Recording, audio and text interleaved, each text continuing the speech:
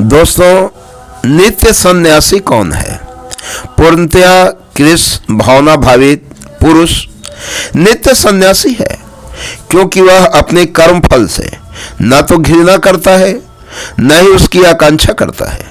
ऐसा सन्यासी भगवान की दिव्य प्रेमा भक्ति के परायण होकर पूर्ण ज्ञानी होता है, क्योंकि वह कृष्ण के साथ अपनी स्वाभाविक स्थिति को जानता है।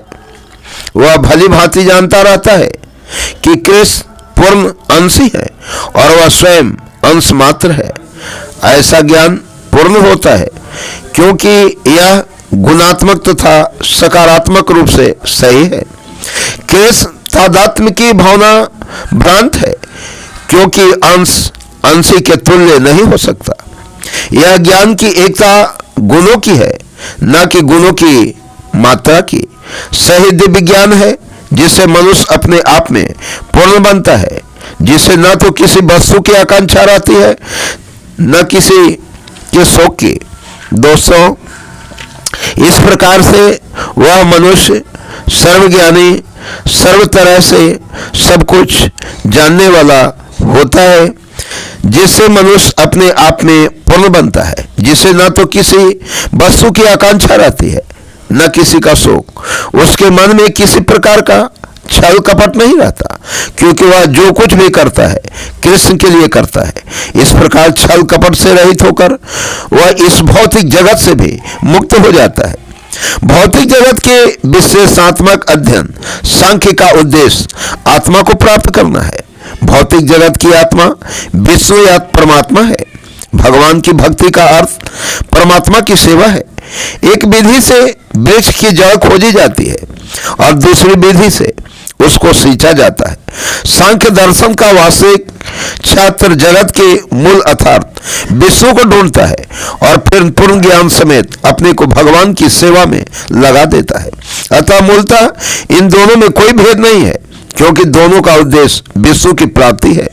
जो लोग चरम उद्देश्य को नहीं जानते वे ही कहते हैं कि सांख्य और कर्मयोग एक नहीं है, किंतु जो विद्वान है वह जानता है कि इन दोनों भिन्न विधियों का उद्देश्य एक है। दार्शनिक शोध सांख्य का वास्तविक उद्देश्य जीवन के चरम लक्ष्य की खोज है, चूंकि जीवन का चरम लक्ष्य आत्म साक्षात्कार है। अतः इन दोनों विधियों से प्राप्त होने वाले परिणामों में कोई अंतर नहीं है। सांख्य दार्शनिक शोध के द्वारा इस निष्कर्ष पर पहुंचा जाता है कि जीव भौतिक जगत का नहीं अपितु पूर्ण परमात्मा का अंश है। फलतः जीवात्मा का भौतिक जगत से कोई सरोकार नहीं होता। उसके सारे कार्य परमेश्वर से संबंध होने चाहिए।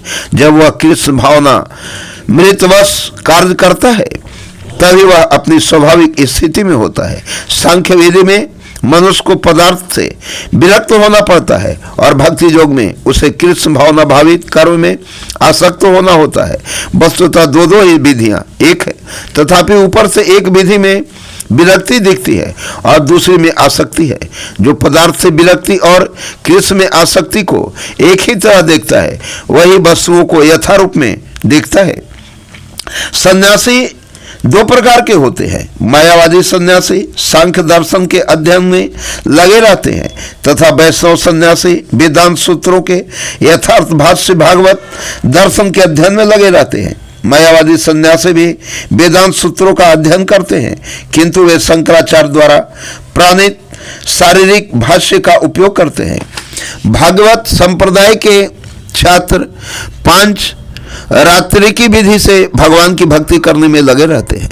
अतः वैष्णव सन्यासियों को भगवान की दिव्य सेवा के लिए अनेक प्रकार के कार्य करने होते हैं। उन्हें भौतिक कार्यों से कोई सरोकार नहीं रहता, किंतु तो भी वे भगवान की भक्ति में नाना प्रकार के कार्य करते हैं। किंतु मायावादी सन्यासी जो सांख्य तथा वेदांत के अध्ययन व चिंतन में लगे रहते हैं वे भगवान की दिव्य भक्ति का आनंद नहीं उठा पाते, क्योंकि उनका अध्ययन अत्यंत जटिल हो जाता है। अतः वे कभी कभी ब्रह्म चिंतन से उबकर समुचित बोध के बिना ही भागवत की शरण ग्रहण करते हैं। फलस्वरूप श्रीमद् भागवत का भी अध्ययन उनके लिए कष्टप्रद होता है। मायावादी सन्यासियों का शुष्क चिंतन तथा कृत्रिम साधनों से निर्विशेष विवेचना उनके लिए व्यर्थ होती है। भक्ति में लगे हुए वैष्णव सन्यासी अपने दिव्य कर्मों को करते हुए प्रसन्न रहते हैं और यह भी निश्चित रहता है कि वे भगवत धाम को प्राप्त होंगे। मायावादी सन्यासी कभी कभी आत्म साक्षात्कार के पथ से नीचे गिर जाते हैं और फिर से समाज सेवा, परोपकार जैसे भौतिक कर्म में प्रवृत्त होते हैं। अतः निष्कर्ष यह निकला कि कृष्ण भावनामृत के कार्यों में लगे रहने वाले लोग ब्रह्म अब्रह्म विषयक साधारण चिंतन में लगे सन्यासियों से श्रेष्ठ हैं, यद्यपि वे भी अनेक जन्मों के बाद कृष्ण भावित हो जाते हैं। जय हिंद दोस्तों, आज इतना ही।